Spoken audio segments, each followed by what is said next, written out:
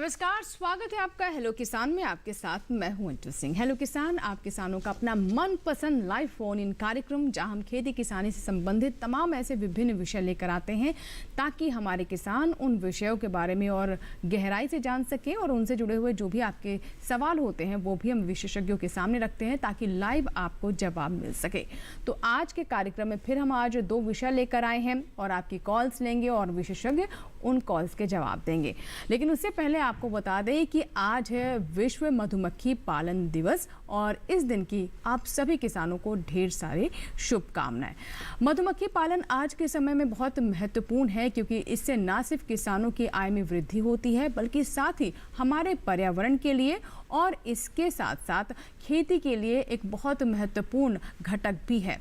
तो चलिए मधुमक्खी पालन से जुड़ी कुछ विशेष बातें तो आपको बताएंगे ही, साथ ही ये भी बताएंगे कि किस तरह के कार्यक्रम आज इसको लेकर आयोजित किए गए।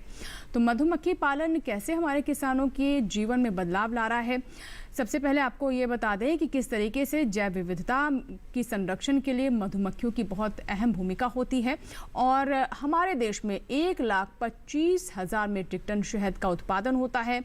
और मधुमक्खी पालन से जुड़ी एक ये भी विशेष बात है जो हम आपको बता रहे हैं कि किस तरीके से हमारी जो मधुमक्खियां हैं वो रस इकट्ठा करती हैं और पर्यावरण में भी महत्वपूर्ण भूमिका निभाती हैं। इस विषय में आपको ये भी बता दें कि इस मौके पर आज गुजरात में एक कार्यक्रम का आयोजन किया गया और यहाँ पर बहुत सारे किसानों से रूबरू हुए हमारे कृषि मंत्री।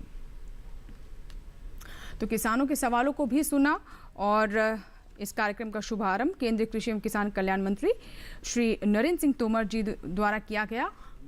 वह शहद मिशन शुरू किया गया है। इस मिशन को क्रियान्वित करने के लिए आत्मनिर्भर पैकेज के अंतर्गत 500 करोड़ रुपए का प्रावधान किया गया है। यह मिशन देश के छोटे मझोले किसानों की आमदनी बढ़ाने के लिए एक उपयुक्त कदम है।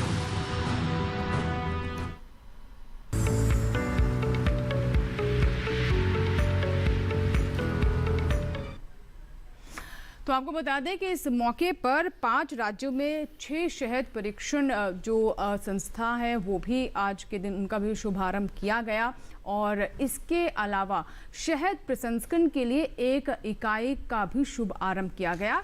मकसद ये है कि किस तरीके से मधुमक्खी पालन से हमारे छोटे मझोले किसान हैं उनकी आय में वृद्धि हो। चलिए अब आज के कार्यक्रम को आगे बढ़ाते हैं और जो आज के विषय हैं उन पर डालते हैं नजर।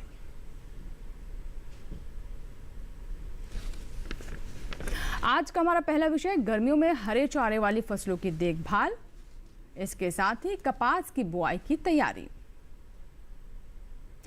तो आप सभी जानते हैं जो खास तौर पर पशुपालन से जुड़े हमारे किसान हैं कि गर्मियों में हरे चारे की काफ़ी किल्लत हो जाती है, इसीलिए आज इस विषय को हम शामिल करें। और कपास का भी समय है तो ऐसे में किसान कौन सी बातों का ध्यान रखें। 2 टोल फ्री नंबर आप नोट कर लें जिन पर कॉल कर आप हम तक अपने सवाल पहुँचा सकते हैं इन दोनों ही विषयों से जुड़े हुए। 1800-1130-60, दूसरा नंबर है 1800-1130-61 टोल फ्री, यानी इन पर आपका कोई शुल्क नहीं लगेगा। तो आज हम सबसे पहले बात करेंगे हरे चारे के बारे में और इसके अलावा हम कपास के बारे में भी आपको जानकारी देंगे। इसकी बुआई को लेकर कौन सी खास बातें हैं या फिर वैज्ञानिक तरीके हैं जिन्हें अपना सकते हैं हमारे किसान और अच्छी फसल प्राप्त कर सकते हैं। 2 मेहमान हमारे साथ स्टूडियो में मौजूद रहेंगे अगले पूरे 1 घंटे तक आपके सवालों के जवाब देने के लिए। हमारे साथ डॉक्टर RS बाना जी हैं, बहुत बहुत स्वागत है डॉक्टर बाना आपका। आप वरिष्ठ वैज्ञानिक हैं, सस्य विज्ञान संभाग IARI पूसा नई दिल्ली में।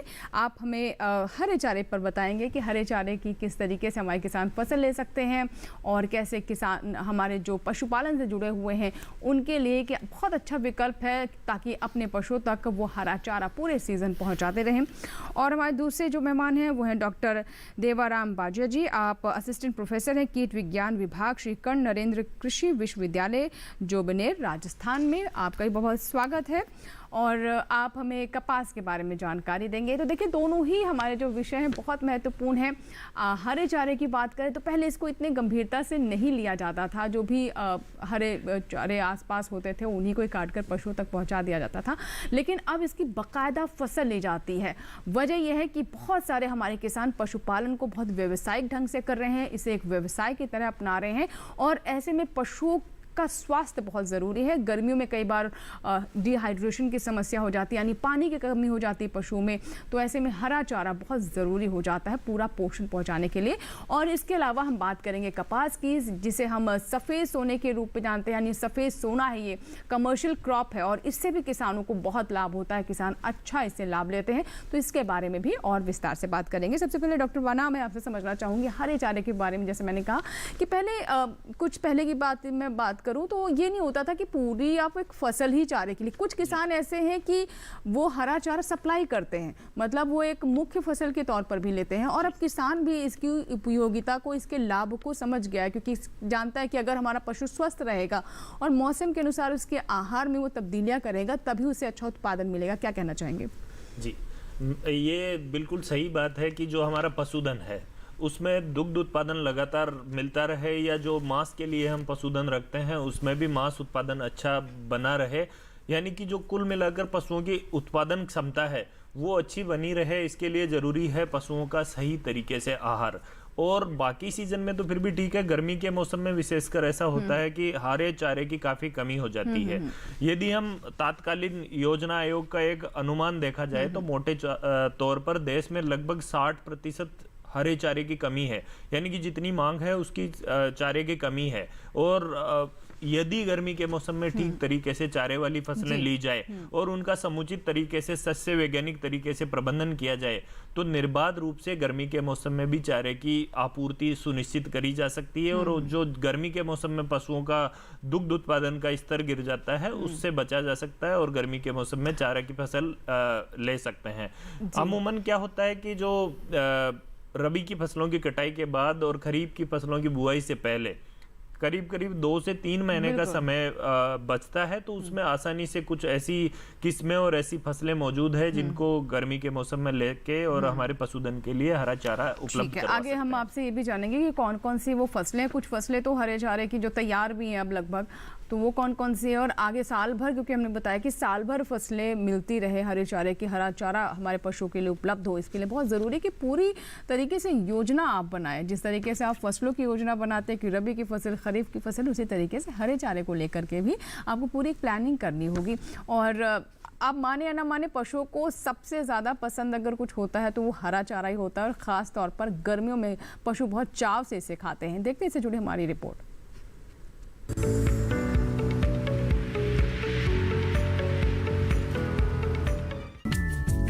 जिन किसानों ने चारा फसलें लगा रखी हैं, वो फसल की देखभाल करें। बरसीम, जई और लोबिया की बीज वाली फसल की कटाई करें और 10 से 12 दिनों के अंतराल पर सिंचाई करते रहें। सिंचाई की सुविधा हो तो खेतों में चारे के लिए ज्वार, बाजरा और मक्के की बुआई करें। सिंचाई का खास ध्यान रखें। हर कटाई के बाद सिंचाई जरूर करें और नाइट्रोजन की मात्रा का भी ठीक तरह से इस्तेमाल करें। चारे के लिए मक्के की उन्नत किस्में J1006, प्रभात, प्रताप, केसरी और मेघा लगा सकते हैं। ज्वार की उन्नत किस्में जैसे JM20, HC136, HC171 और HC260 लगाएं। वहीं बाजरे की उन्नत किस्में जैसे PCB 141 और PVN 233 लगा सकते हैं। चारे की फसलें मिलाकर बोने से चारा पौष्टिक बनता है, पैदावार ज्यादा होती है और कटाइयाँ भी ज्यादा मिलती हैं। मिश्रित चारे में सही मात्रा में बीज लेकर रोगों के लिए उपचारित कर लें। फिर खेत में 2 से 3 बार जुताई करके 10 टन देसी खाद और 1 बोरा यूरिया डालकर बीज छिड़क कर बुआई कर दें। काफी बढ़वार होने पर जरूरत के अनुसार चारे की कटाइयां लेते रहें और कटाई के बाद आधा बोरा यूरिया छिड़क दें। एक कटाई वाली ज्वार की किस्मों में नाइट्रोजन की आधी मात्रा को पहली सिंचाई के बाद खेत में डाल दें। बहु कटाई वाली चरी में 30 किलो नाइट्रोजन और मक्के में 40 किलो नाइट्रोजन बुआई के 30 दिनों बाद टॉप ड्रेसिंग करें।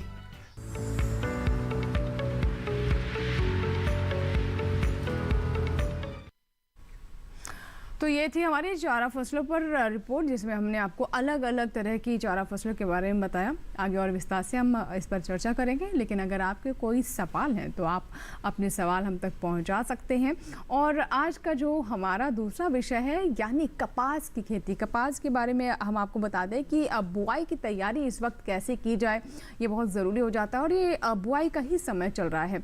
तो ऐसे में हम बात करते हैं हमारे दूसरे मेहमान जो हैं देवाराम जी। डॉक्टर देवाराम जी, क्या बताना चाहेंगे कपास के बारे में, किस तरीके से हमारे किसान इसकी बुआई करें? और जो हम तापमान देख रहे हैं, काफ़ी ज़्यादा तापमान हो रहा है, मतलब 50 के आसपास पहुंच रहा है, और अचानक से बारिश भी हो रही है कि तापमान ज़्यादा होता है तो बारिश हो ही जाती है। तो क्या अभी जो समय है उसके अनुसार कुछ खास सावधानियां हमारे कपास के किसानों को बरतने की ज़रूरत है?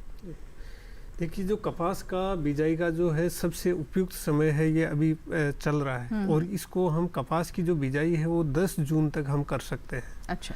तो जो इस समय जो टेम्परेचर, जो तापमान है उसमें बहुत ज़्यादा फ्लक्चुएशन है। कभी तापमान 40 से नीचे आता है, कभी 45 से ऊपर क्रॉस कर जाता है 50 पे। तो इस समय क्या होता है कि कभी 40 के नीचे ही पहुंच जाता है। जी, तो कपास की जब बिजाई करते हैं तो उसमें जो अंकुरण बीज करने के बाद में जो फुटाव होता है वो बहुत नाजुक होते हैं, और वो जलने की ज़्यादा समस्या होती है।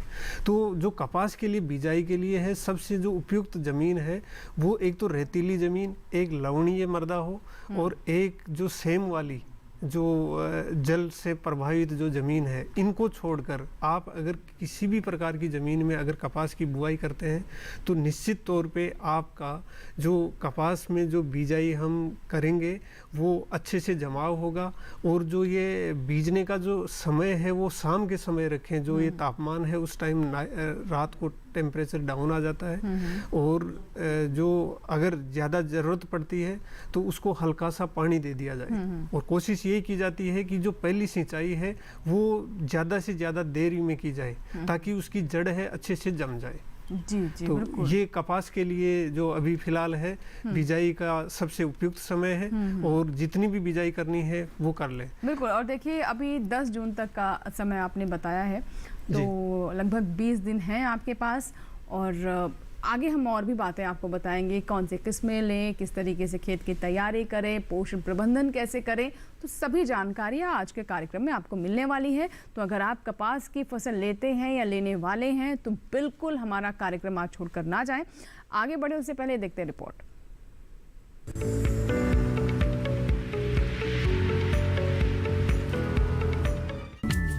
मई का महीना कपास बोने के लिए अच्छा रहता है। अगर सिंचाई की सही व्यवस्था हो तो आप इस समय कपास की बुआई कर सकते हैं। जहां सिंचाई की सुविधा हो वहां कपास की बुआई 25 मई तक कर लें। इससे सही समय पर फसल तैयार हो जाएगी। किस्मों का चयन अपने इलाके के हिसाब से करें। अलग अलग इलाकों के लिए अमेरिकन कपास की उन्नत किस्में जैसे Pusa 86, LS 886, F286, F414, F846, Ganganagar अगेती, बीकानेरी नरमा, गुजरात कॉटन 14, गुजरात कॉटन 16 और LRK 516 मौजूद हैं। वहीं अगर संकर किस्में लगाना चाहते हैं तो संकर कपास की उन्नत किस्में फतेह है, LDH 11, LH 144, धन लक्ष्मी, HHH 223, CSAA 2, उमा शंकर, राज HH 116, JKHY 1 लगा सकते हैं। देसी कपास लगाना चाहते हैं तो देसी कपास की उन्नत किस्में HD 1, HD 107, H 777, H 974, DS 5 और LD 230 लगा सकते हैं। कपास में उर्वरकों का इस्तेमाल मिट्टी की जांच के आधार पर ही करें। कपास की देसी किस्मों के लिए 50 से 70 किलोग्राम नाइट्रोजन, 20 से 30 किलोग्राम फास्फोरस इस्तेमाल करें। अमेरिकन किस्मों के लिए 60 से 80 किलोग्राम नाइट्रोजन, 30 किलोग्राम फास्फोरस, 20 से 30 किलोग्राम पोटाश, जबकि संकर किस्मों के लिए 150 किलो नाइट्रोजन, 60 किलो फास्फोरस और 60 किलो पोटाश प्रति हेक्टेयर की दर से इस्तेमाल करें। इसके अलावा 25 किलोग्राम जिंक सल्फेट प्रति हेक्टेयर का इस्तेमाल करना फायदेमंद रहता है। नाइट्रोजन की आधी मात्रा और बाकी उर्वरकों की पूरी मात्रा बुआई के समय डालें। कपास में 3 से 4 सिंचाइयों की जरूरत होती है। मिट्टी की नमी के हिसाब से सिंचाई करें और आखिरी सिंचाई 1/3 टिंडे खुलने पर करें।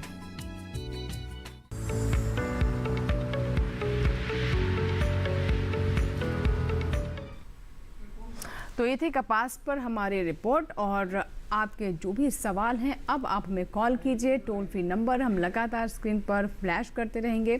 और एक कॉलर है हमारे साथ जिन्होंने हमें दिल्ली से ही कॉल किया है, आइए बात करते हैं। हेलो मैम, इशू बोल रहा हूँ दिल्ली से। मेरा सवाल ये है कि बीजों घास कहाँ से प्राप्त किया जाए और सस्ता चारा कहाँ से मिले किसानों को? सस्ता चारा कहाँ से मिले और जिजो घास के बारे में पूछना था। जिजो घास किसके बारे में? जिंजुआ घास। घास के बारे में जानना ये जिंजुआ घास, जिंजुआ। जी, हरा चारा लेने के लिए तो आपको ऐसे कोई विशेष मार्केट तो नहीं होते हैं जो रेगुलेटेड मार्केट, तो उसके लिए तो जो किसान है वो तो अपना खुद हरा चारा लगाएं और खुद ही खेती करें तो ज़्यादा अच्छा है, क्योंकि खरीद कर हरा चारा खिलाना पशुओं के लिए उतना आर्थिक रूप से लाभदायक नहीं होगा।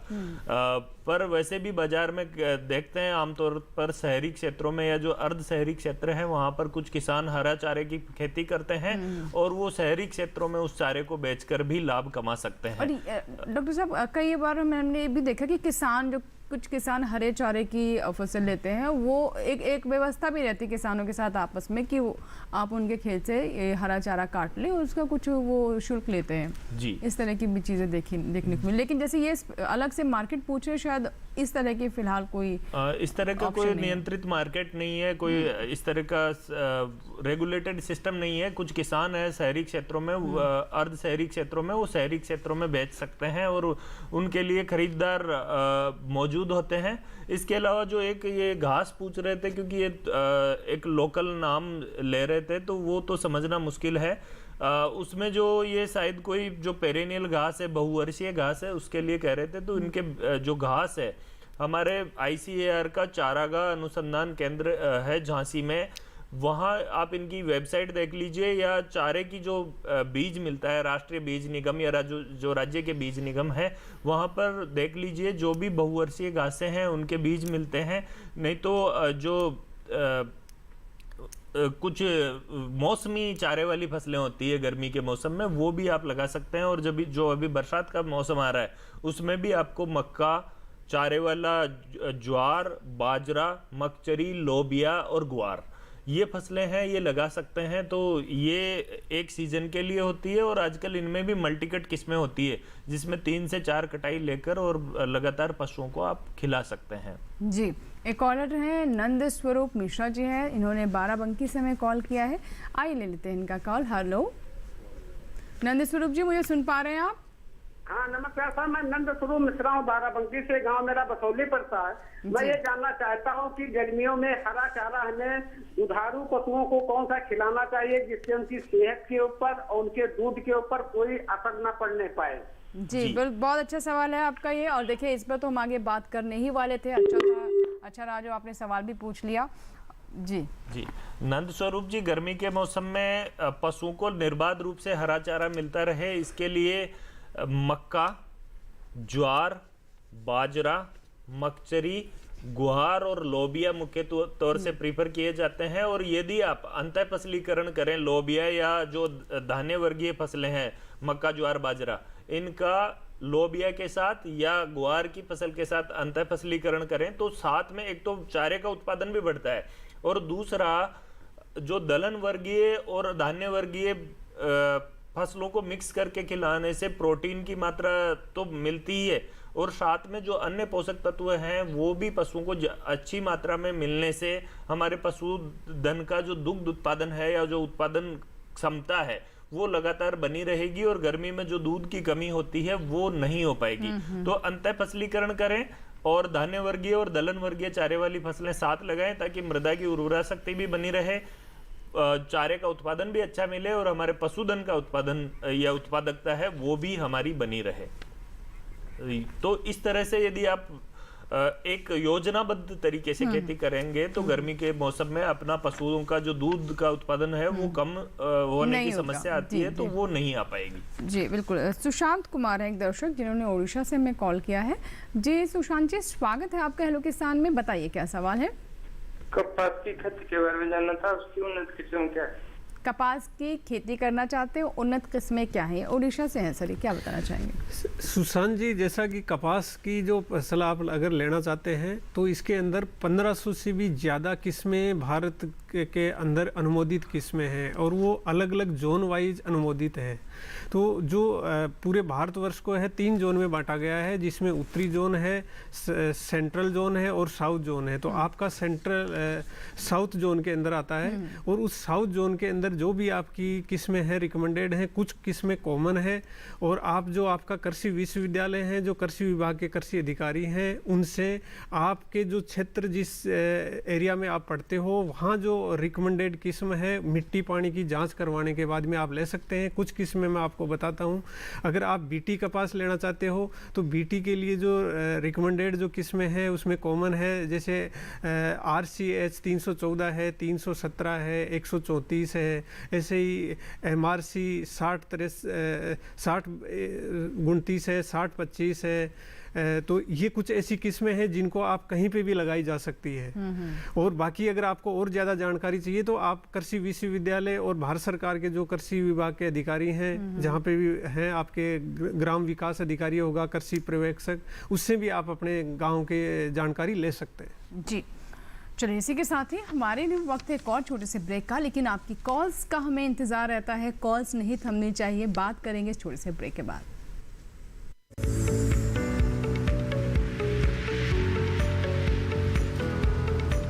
अरे भाई सुना नहीं क्या, केसीसी ने किसानों का जिंदगी बदल दिया है। देश के छोटे किसान 1,60,000 रुपये तक का कर्ज बिना किसी गारंटी को ले पाएंगे। ब्याज खोरों से भी पीछा छुटा। मैं तो जैविक खेती का पूरा सामान मंगा लिया, केसीसी का भी कोई दबाव नहीं है। ब्याज चुकाने के लिए पूरा 1 साल मिलता है। समय पर भुगतान करने पर केवल 4% के सालाना ब्याज पे लोन मिल गया मुझे। अपना आधार कार्ड, लेटेस्ट फोटो और जमीन के कागजात लेके अप्लाई करो बस। और नामांकन भरने के लिए जेब भी ढीली नहीं करनी पड़ी।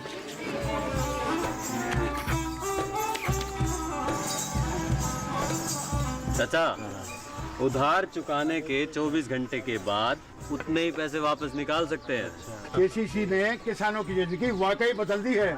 तो आप भी किसान क्रेडिट कार्ड अपनाएं और सहजता से ऋण पाएं।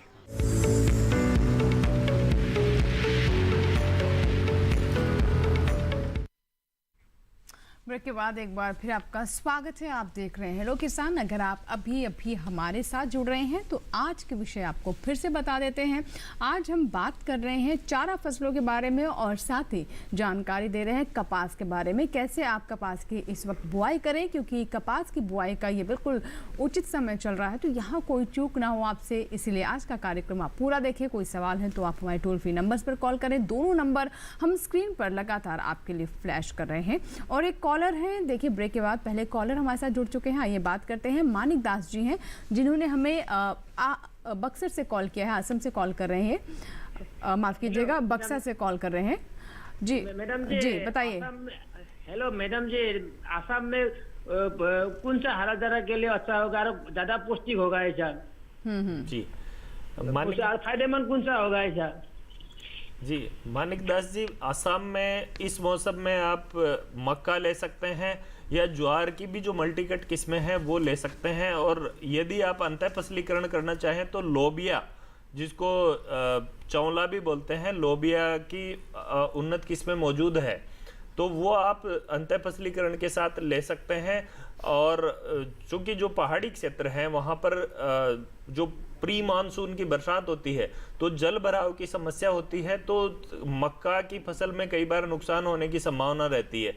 तो जो आपके अच्छा जल निकास वाले क्षेत्र हैं वहाँ पर मक्का लगा सकते हैं, नहीं तो आप ज्वार या जो दलहन वर्गीय फसलें हैं चारे वाली, वो जो जहाँ पे पानी भरता है, और आप ये जरूर ध्यान रखें कि जल निकास की समुचित व्यवस्था वो भी तो असम में बहुत बारिश हो रही है जी।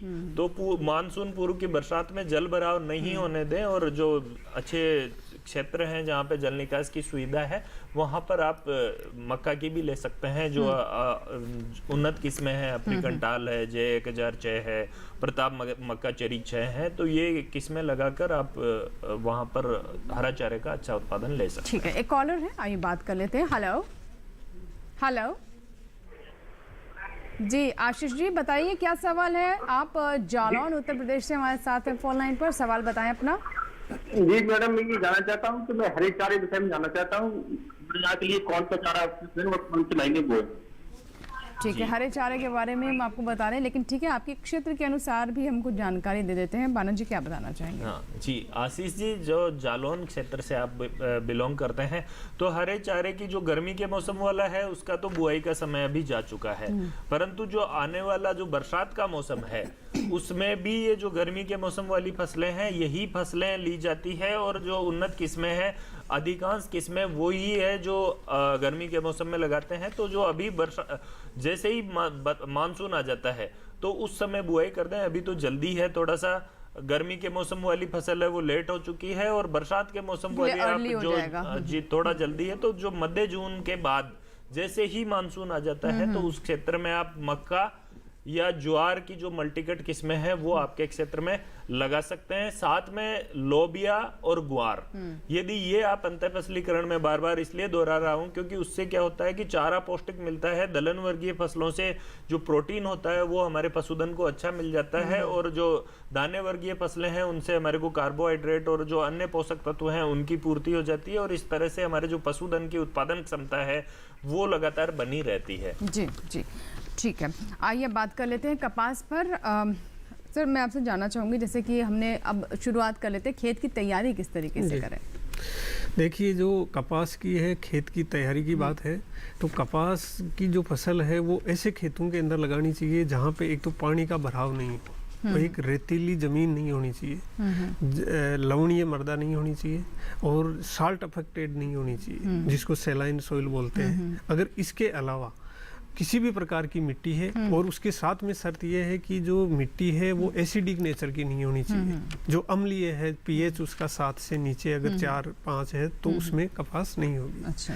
तो उसकी खेत की जो तैयारी है वो ऐसे करनी है कि 4 से 5 बार उसमें मिट्टी पलटने वाले हल से अच्छे से जुताई कर लें, और उसके साथ में उसमें सड़ी गली जो गोबर की खाद है, कच्ची गोबर की खाद नहीं डालें, बिल्कुल नहीं डालें, बिल्कुल। हाँ, 15 से 20 टन प्रति हेक्टर के हिसाब से उसके अंदर अच्छे से मिट्टी में मिला लें, और मिट्टी पलटने वाले हल से फिर जुताई कर दें, और फिर उसमें पलेवा करने के बाद में जब नमी उसमें उचित रहे तो उस टाइम उसके अंदर बिजाई कर दें। और जो इसके अंदर जब बिजाई करते हैं तो जो अलग अलग हैं, जैसे देसी किस्में हैं, अमेरिकन किस्में हैं, और बीटी की जो संकर किस्में हैं, तो जो खाद की मात्रा है, जो नत्रजन उर्वरक है, नत्रजन उर्वरक को छोड़कर बाकी सारे जो फास्फोरस है, पोटास है, जिंक है, वो बिजाई से पहले उसमें मिला देना है। जैसे कि जो नत्रजन उर्वरक है वो जो संकर किस्में है उसके अंदर 150 से 60 किलो प्रति हेक्टर जो नत्रजन उर्वरक है उसकी मात्रा अनुमोदित है,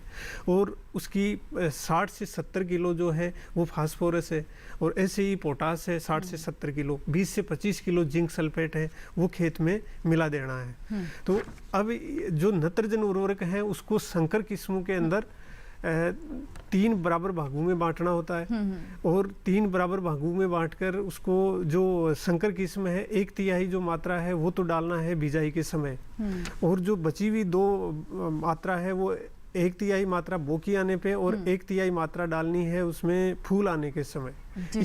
इसी प्रकार जो देसी किस्में हैं उसमें इसकी आधी मात्रा कर देते हैं जो उर्वरक है। ठीक है, एक कॉलर हैं पवन जी हैं जिन्होंने मध्य प्रदेश से हमें कॉल किया है। पवन जी स्वागत है आपका हेलो किसान में, बताएं क्या सवाल है? मैम मुझे तो ये जानना था कि जैसे हम कपास की हार्वेस्टिंग कर लेते हैं और जब हाँ जी हार्वेस्टिंग कर लेते हैं कपास के, फिर हार्वेस्टिंग करते हैं और जब घर में स्टोर करते हैं तो मैम ईचिंग की प्रॉब्लम होती है। पहले नहीं होती थी ये प्रॉब्लम, लेकिन अब होने लगी। तो किस चीज की प्रॉब्लम होती है? खुजली ईचिंग की प्रॉब्लम होने अच्छा लगती है। जो अच्छा कटाई के बाद हार्वेस्टिंग के बाद मतलब जो लोग हार्वेस्टिंग करते हैं उन्हें खुजली की प्रॉब्लम होती है? मैडम हार्वेस्टिंग करने के बाद उसका स्टोरेज हम चूंकि घर में करते हैं, हाँ, तो घर में ईचिंग की प्रॉब्लम होती है। आज से 2-3 साल पहले नहीं होती थी, लेकिन अब हर किसान के घर में होती है। जी देखिए, ये आप पवन जी जो बात बता रहे हैं ये एक नई बात हम सुनने में आ रही है। तो कहीं न कहीं अगर ऐसा कहीं एरिया में है तो आप अपने जो कृषि विभाग हैं और जो कृषि विश्वविद्यालय हैं वहाँ पे जो डिपार्टमेंट है उनसे आप संपर्क करो, और उनसे आप वहाँ पे प्रॉपर जो जांच है वहाँ पे उनको सूचना देनी चाहिए, और उनसे प्रॉपर बिना जांच के और इन्वेस्टिगेशन के कुछ भी नहीं कहा जा सकता कि ये किस वजह से ईचिंग हो रही है और खुजली हो रही है। हो सकता है कोई और चीज़ हो उसके साथ में कुछ। बिल्कुल। तो ये हमने भी नई बात सुनी, जैसे कि आप बता रहे हैं कि इस तरह की समस्या आ रही है। अब ये सीधे तौर पर कपास से ही जुड़ी हुई समस्या है या फिर इसके पीछे कोई और वजह भी हो सकती है? ये फिलहाल अभी कहना जल्दबाजी है, तो मुझे लगता है पहले नहीं तो डॉक्टर से संपर्क करना चाहिए अगर इस तरह की समस्या है तो। और अब बात कर रहे थे हरे चारे पर, तो डॉक्टर बाना कौन कौन सी अच्छे विकल्प, जैसे कि आपने बताया कि जो ग्रीष्मकालीन के हरे चारे की फसलें थी उनका समय तो जा चुका है, अब आगे क्या करें किसान?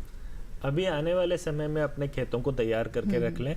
खेतों का जैसे कि डॉक्टर बाजिया ने बताया वैसे ही 2 से 3 जुताई करके और एक मिट्टी पलटने वाले हल से पहली जुताई करने के बाद 2 से 3 बार कल्टीवेटर लगा के पाटा लगा के रख दें और उसके बाद जैसे ही मानसून की बरसात होती है चारे वाली फसलों की बुआई कर दें। और बुआई करने के लिए उन्नत किस्मों के बीजों का उपयोग करना चाहिए ताकि हमारे को हरे चारे का अच्छा उत्पादन मिल सके। यदि हम बाजरे में मल्टीकट की बात करें तो पूसा चरी हाइब्रिड 106 है, पूसा चरी हाइब्रिड 109 है, PCH 600, पूसा चरी 615 है।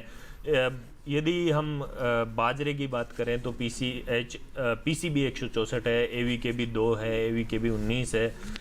मक्का में अफ्रीकन टाल है, J1006 है, प्रताप मक्का चरी 6 है। तो इस तरह की उन्नत किस्मों का उपयोग करें और सही तरीके से पोषक तत्व प्रबंधन करें, क्योंकि जो चारे वाली फसलें होती है उसमें हमें अधिक लचीलापन चाहिए और जो सामान्य फसलों की तरह की बजाय इनका जो पोषक तत्व प्रबंध है वो थोड़ा भिन्न तरीके का होता है, क्योंकि हमें चारे की बढ़वार शीघ्र चाहिए, वानस्पतिक वृद्धि अधिक हो और दूसरा ये है कि उनमें लचीलापन भी रहे।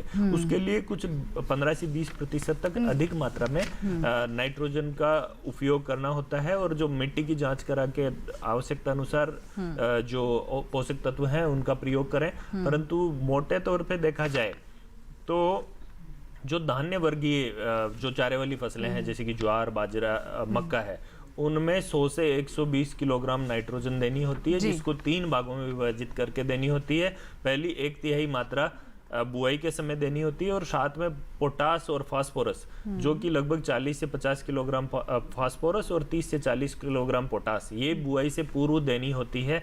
और उसके पश्चात जो शेष बची नाइट्रोजन है वो पहली जो 1/3 है वो जो प्रथम कटाई के बाद देनी चाहिए और दूसरी कटाई है उसके पश्चात देना आवश्यक है।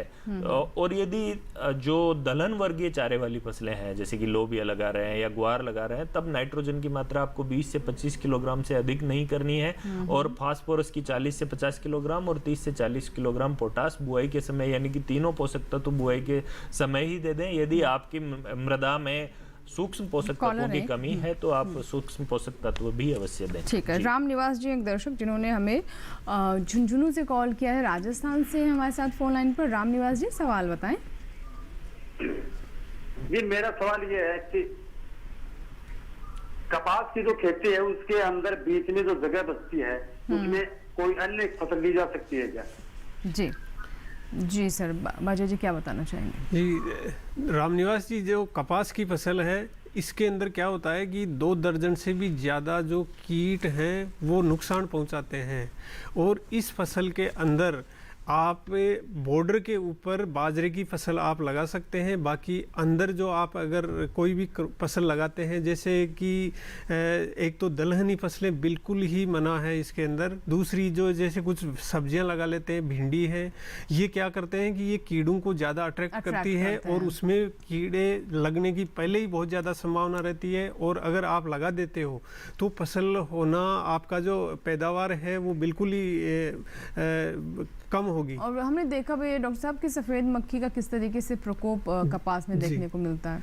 जो चूसक कीट है इनका बहुत ज्यादा प्रकोप होता है कपास की फसल में। जी चलिए, इसी के साथ हमारे लिए वक्त है एक और छोटे से ब्रेक का, लेकिन चर्चा जारी रहेगी। आपके हम कॉल्स लेते रहेंगे, कहीं मत जाइएगा।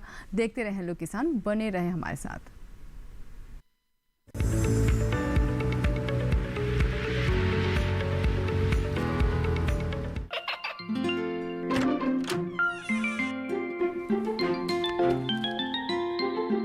ये क्या हो रहा है?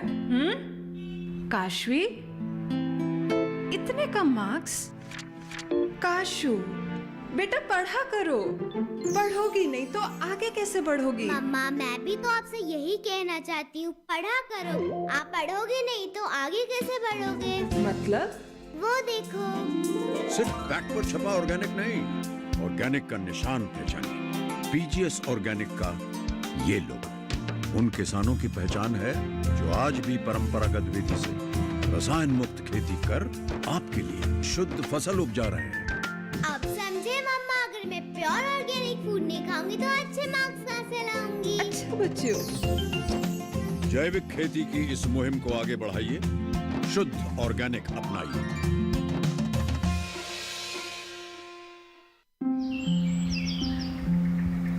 अरे अरे अरे क्या कर रहा है? इधर इधर इधर, हम बोल रहे हैं तेरे बीजू का। उतला बोल रहा है? हाँ, पक्षियों से तो हम खेत को बचा लेते हैं, पर इन घातक रसायनों से कैसे बचाएं? मतलब? देख बेटा, तू जो ये अंधाधुंध रसायन मिलाता है ना, मिट्टी की सेहत बिगड़ने लगी है। और जब माटी ही कमजोर पड़ जाएगी तो उपज कैसे सेहतमंद होगी? हाँ? अरे पहले ऐसा नहीं था। पूछना अपने बड़े बुजुर्गों से, कैसे फसल लहलहाती थी, शुद्धता झलकती थी। हाँ, माटी भी तंदुरुस्त और लोग भी। अरे पहली वाली बात कहाँ? पर अब तो सभी डाले हैं। सब नहीं, आज भी लाखों जागरूक किसान परंपरागत विधि से फसल उगा रहे हैं। खर्चा कम और उपज की कीमत भी बेहतर पा रहे हैं। ठीक है भाई, मैं भी आज से जैविक खेती शुरू करूंगा। माटी से प्रेम की परंपरा है परंपरागत खेती।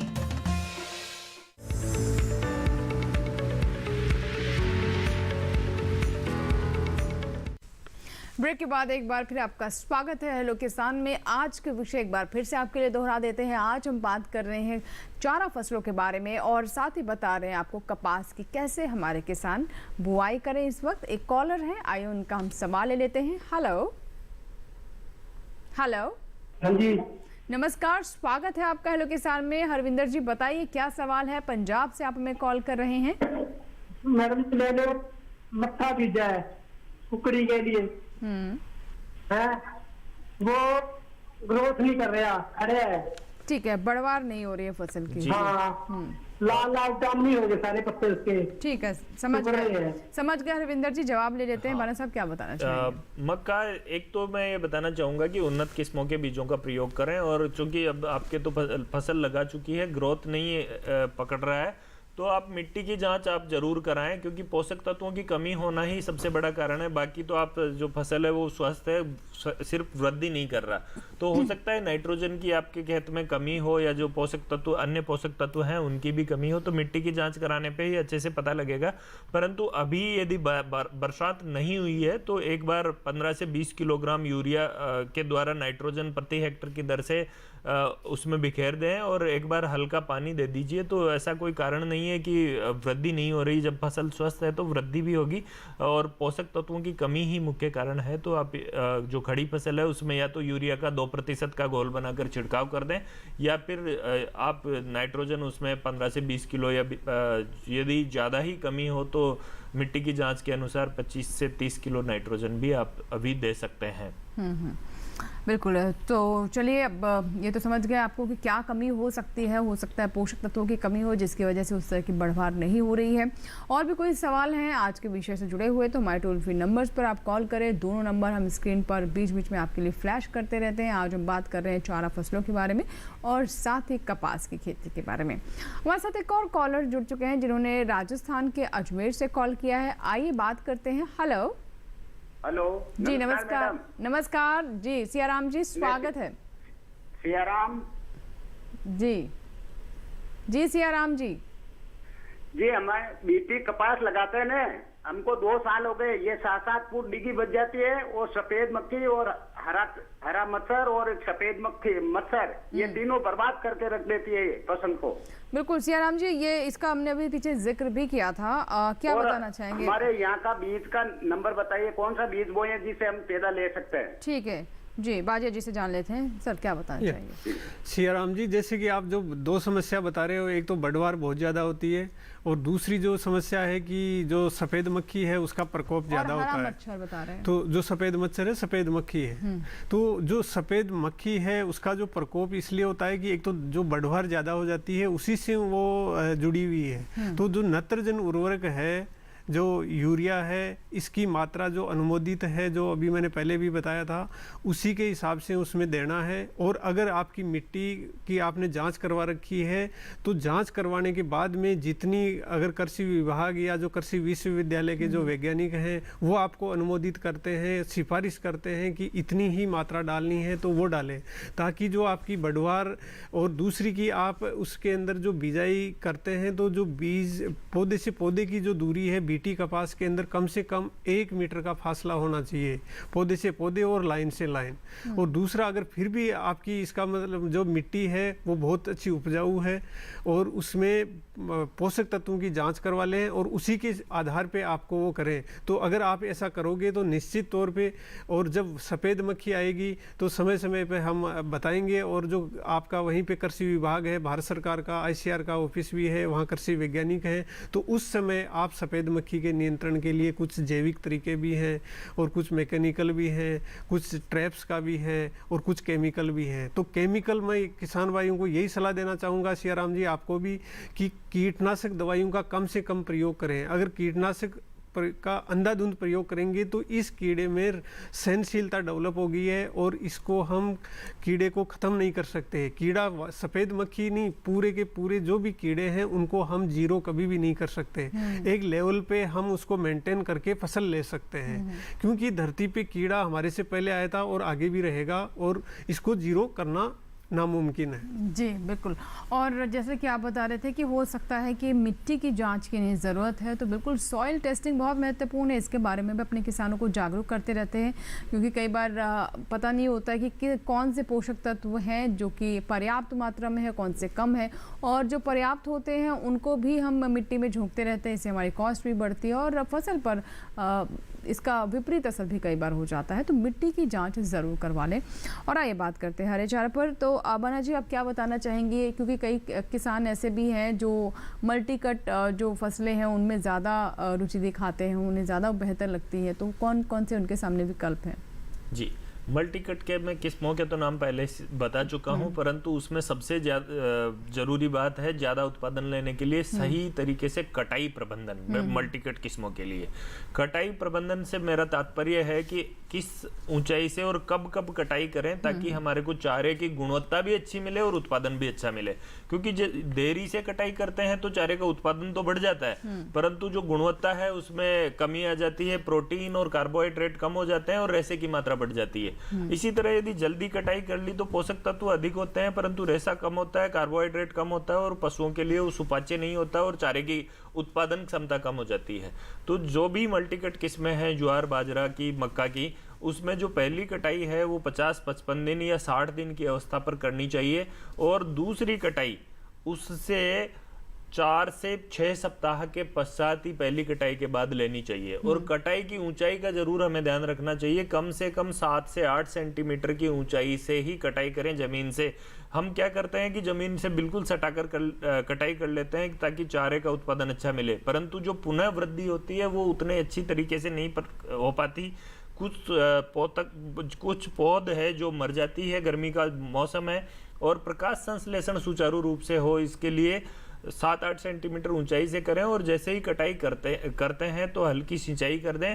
और जो मल्टीकट किस्में हैं उसमें 20 से 25 किलोग्राम नाइट्रोजन प्रति हेक्टर की दर से भी दे देनी चाहिए, ताकि जो शुरुआती वृद्धि है वो अच्छे से हो और पौधों में जो जैव रासायनिक क्रियाएं हैं, जो कार्यकीय क्रियाएं हैं वो सुचारू रूप से होती रहेगी, तो बढ़वार अच्छी होगी और चारे का उत्पादन उनको अच्छा मिलेगा। और जो कटाई का समय और कटाई की ऊंचाई, इन दो चीज का अगर आप ध्यान रखेंगे तो उत्पादन क्षमता भी अच्छी मिलेगी और पशुओं को जो चारा होगा वो सुपाच्य होगा, ज्यादा पोषक तत्वों से युक्त होगा, इसलिए उत्पादन क्षमता पशुओं की भी बनी रहेगी। जी बिल्कुल। एक कॉलर है, आइए बात कर लेते हैं। हेलो हेलो हेलो जी नमस्कार, स्वागत है आपका हेलो किसान में। बताइए क्या सवाल है? मेरा सवाल ये है जी कि मेरा पानी लवणीय है। अच्छा, 8 इंच का पानी, मुझे उसमें होने वाला चारा और बाजरा के बारे बताओ। जी, लवणीय पानी में यदि आप उसकी जांच जरूर करा लें, क्योंकि बहुत अधिक लवणीय है तो उसमें किसी भी प्रकार की हम फसल के लिए संस्तुत नहीं कर सकते। परंतु यदि उसका पीएच मान और जो ईसी है वो जैसे pH 7 या 8 तक हो, 8.5 तक भी हो, तो उसमें कुछ ऐसी फसलें हैं जैसे कि सर्दियों के मौसम में आप जौ की फसल ले सकते हैं, या जई भी थोड़े बहुत क्षमता तक लवणीयता जो है वो सहन कर लेती है। इसके अलावा जो अभी का मौसम है उसमें आप थोड़ा बाजरा है जो लवणीय क्षेत्रों में हो सकता है।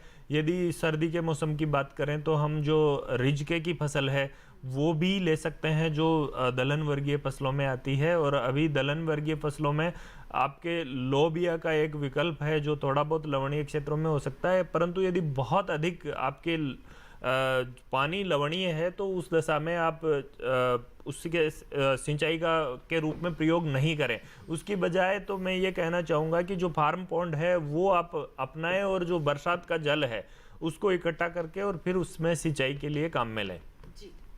चलिए, इसी के साथ ही हमारे लिए वक्त हो गया एक छोटे से ब्रेक का। अभी भी थोड़ा समय बाकी है, कार्यक्रम के अंतिम पड़ाव में हम पहुंच गए हैं। तो कॉल नहीं किया है तो ज़रूर कॉल करें, लेंगे आपका सवाल इस ब्रेक के बाद।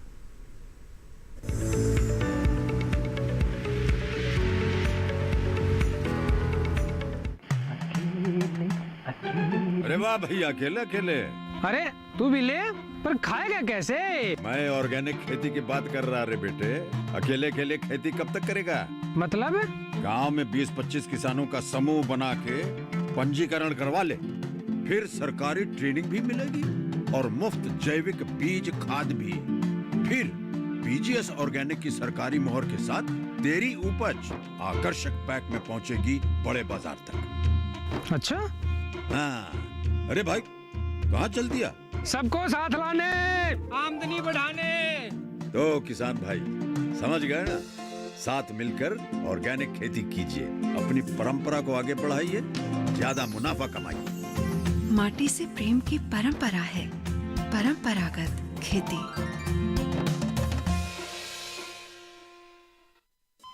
अरे सुन तो। मुझे क्या सुनाना चाहते हो? जो सुनाओ मेरी सौतन को। किसको? अरे वही तुम्हारा मोबाइल फोन जिससे सुबह शाम दिन रात चिपके रहते थे और कहते थे किसान कॉल सेंटर से बातें हो रही हैं। अच्छा ये बात है। हाँ, क्यों? क्या हुआ? अब बात नहीं होती क्या? अब तो झट से बात हो जाती है। ऐसा क्या? हाँ, अब तो ज्यादा लाइनें और खास तकनीक के कारण खेती के माहिरों से तुरंत बात हो जाती है। और अगर कभी लाइन व्यस्त हो तो अपनी समस्या फोन पर रिकॉर्ड करा दो, वहाँ से फोन आ जाता है और समस्या की हल का मैसेज भी आ जाता है। ये देखो आ गया।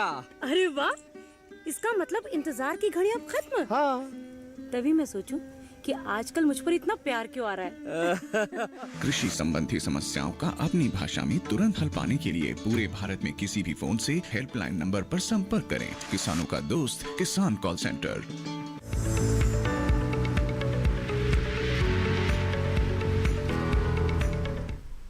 ब्रेक के बाद एक बार फिर आपका स्वागत है हेलो किसान में। एक कॉलर हमारे साथ जुड़ गए हैं मध्य प्रदेश से, इन्होंने हमें फोन किया है, आइए बात करते हैं।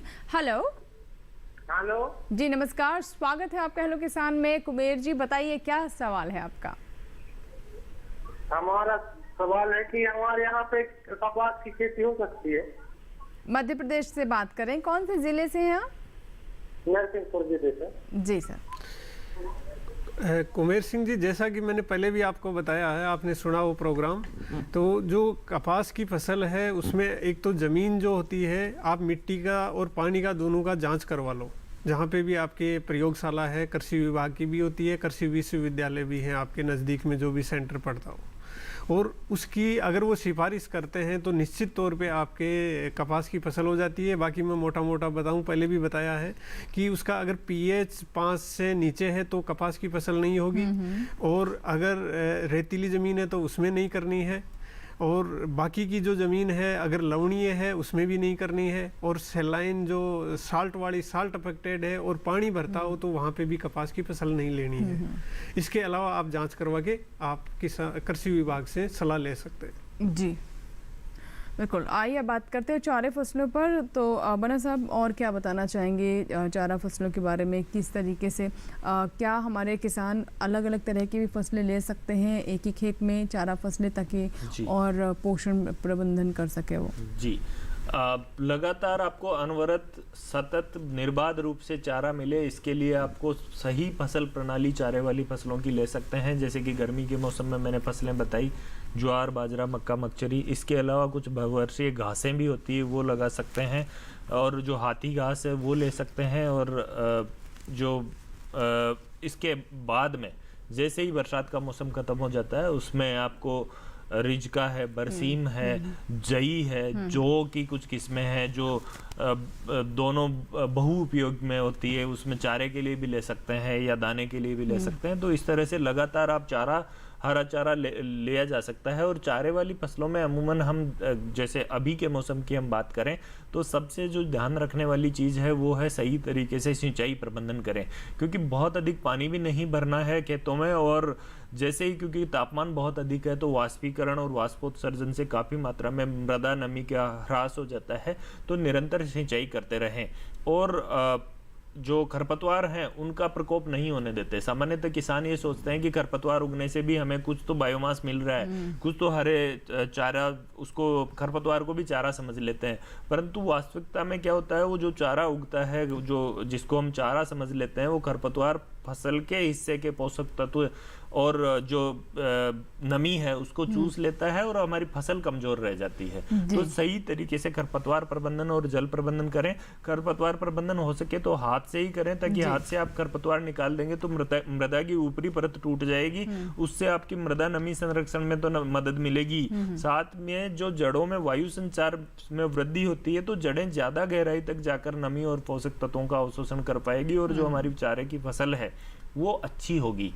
तो इस तरह से यदि समुचित रूप से प्रबंधन करें तो हम निश्चित तौर से गर्मी के मौसम में और वर्ष भर यदि हम चारे का सही से प्लान बना के चलें तो हमारे पशुधन का उत्पादन लगातार हम अच्छा बनाकर रख सकते हैं। ठीक है डॉक्टर बाजिया, अब कपास पर बात कर लेते हैं। बीज उपचार कितना महत्वपूर्ण रहता है इसमें, क्योंकि जैसा कि आपने बताया कि ये एक संवेदनशील फसल है, इसमें कीटों का प्रकोप बहुत आसानी से हो जाता है और काफ़ी नुकसान भी होता है। तो इसमें बीजोपचार का क्या महत्व है, किस तरीके से किया जाए? देखिए, जो कपास के अंदर जो बीटी कपास है ये ऑलरेडी बीज जो है इसका उपचारित आता है। इसको किसान भाइयों को उपचार करने की ज़रूरत नहीं होती। बट जो देसी किस्में अगर कोई किसान भाई लगाना चाहते हैं तो उसका समय वैसे जा चुका है। देसी किस्मों का वो अप्रैल के महीने में लगानी होती है, अब लेट हो गए हैं। फिर भी कोई लगाना चाहता है तो उसके उपचार के लिए क्या करना है कि जैसे जो खेत दीमक से प्रभावित है तो वहाँ पे क्लोरोपाइरीफॉस या इमिडाक्लोप्रिड 600 FS, जिसके अंदर क्लोरोपाइरीफॉस 10 मिलीलीटर प्रति किलो बीज के हिसाब से, और जो इमिडाक्लोप्रिड है 600 FS वो 2 से 5 मिलीलीटर प्रति किलोग्राम बीज को उपचारित करें। और जहाँ पे अगर जैसे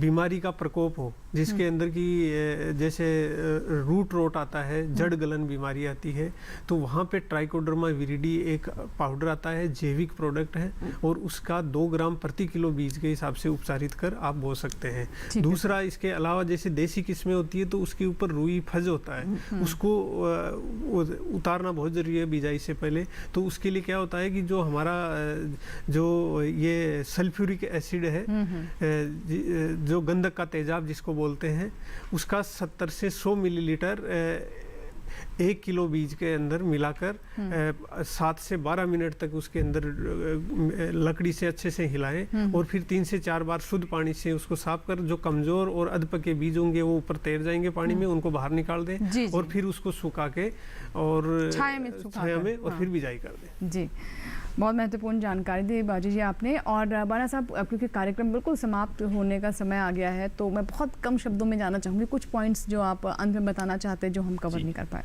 मैं ये बताना चाहूँगा कि जो भी कीटनाशी उपयोग करते हैं उनका अंधाधुंध प्रयोग नहीं करें। और जैसे कि आज विश्व मधुमक्खी पालन दिवस है, तो जो हमारे मित्र कीट हैं जैसे कि मधुमक्खी है या जो अन्य कीड़े हैं उनका भी साथ में हम उनको मार देते हैं। और गर्मी के मौसम में क्योंकि मधुमक्खियों को खाना वैसे ही कम मिलता है, तो जो हमारी चारे वाली फसलें हैं उन पर मधुमक्खियाँ हैं वो विशेषकर सुबह और शाम के समय तो काफ़ी अच्छी तादाद में होती है। यदि उस टाइम आप स्प्रे करते हैं किसी भी कीटनाशी का तो हम मधुमक्खियों को भी मार देते हैं और हमारे एक तरह से हमारे जो मित्र कीट हैं उनको मार देते हैं। तो ये थोड़ा ध्यान रखें कि आप सही समय पर जो कीटनाशी है उनका उपयोग करें। ठीक है, चलिए इसी के साथ ही आज के हेलो किसान में फिलहाल इतना ही। दोनों मेहमानों का बहुत बहुत शुक्रिया, आप स्टूडियो में और इतने अच्छे से, इतने सरल तरीके से आपने दोनों विषय समझाए और हमारे दर्शकों के सवालों के जवाब भी दिए। बहुत बहुत शुक्रिया आपका।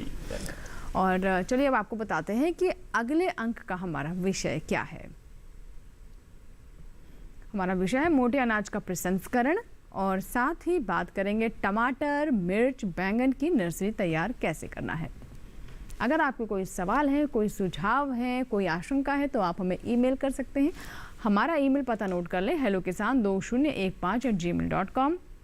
इसके अलावा आप चाहें तो हमें फेसबुक के माध्यम से भी संपर्क कर सकते हैं। फेसबुक पर जाएं, सर्च में हेलो किसान टाइप करें, जहां पर आप अपने सवाल साझा कर सकते हैं।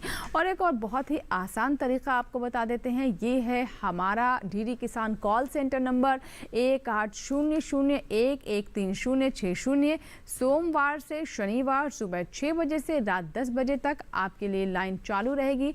आप कॉल करें, अपने सवाल रिकॉर्ड करवाएं, जिन्हें हम विशेषज्ञों के सामने रखेंगे। अंत में आपको बता दें कि अब हमारा ये कार्यक्रम हमारे YouTube चैनल यानी डीडी किसान चैनल के YouTube चैनल पर देख सकते हैं। इस QR कोड को स्कैन करें और देखिए हेलो किसान हमारे YouTube चैनल पर, जहां पर आप पुराने एपिसोड्स भी देख सकते हैं। अगर आप कोई एपिसोड, विशेष एपिसोड देखना चाहते हैं, कुछ मिस हो गया, कुछ जानकारी चाहते हैं, तो आप हमारे YouTube चैनल पर जा सकते हैं, जहां पर अन्य कार्यक्रम भी आपके लिए उपलब्ध हैं। तो फिलहाल दीजिए इजाज़त, लेकिन आप बने रहें दूरदर्शन किसान के साथ।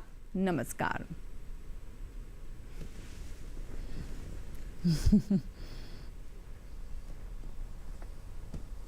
सही हो गया, बढ़िया।